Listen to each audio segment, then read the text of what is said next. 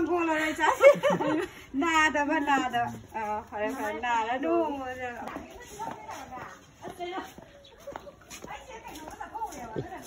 Busang go.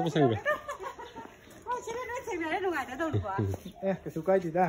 nó tiền thối lâu rồi là điều này lấy ba cái này là ông chất này tao mới thấy nào mà sao mai cái em chất lấy đi làm rồi tiền làm lấy phải cái số lấy rồi cho nó lấy rồi chứ mà thôi đừng chỉ đừng đi ra cái này rồi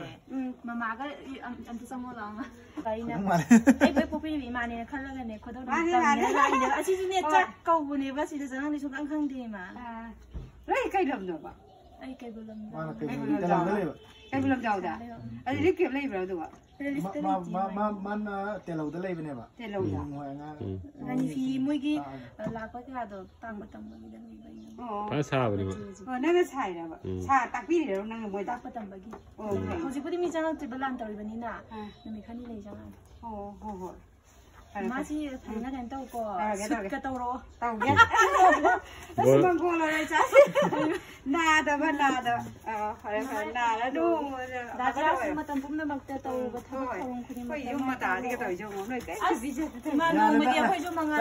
cái gì mà ngày vào đó là tôi tôi khai lại hình này thôi chứ lại giáo rồi sao lại cái hai rồi nó sao là đâu nhỉ cha cái tàu rồi bây giờ nó chẳng làm đâu à cái này mà tao phải chứ phải rồi chứ thọ phải đấy mỗi lần cũng sẽ là bên này bà cái nó cái tụi nó bị cái đó cái nó mà cái tàu rồi cái nào lại mới bay được à không lại không mà đi chẳng thì mới bay đi rồi cái rồi em mới hồi cái bay đi cái gì mà sao lại cái con đã đi sao lại cái Thank you. cái đó vàng bay đi đấy để làm cho không có đồng ý mà Không có đồng ý. Không có đồng ý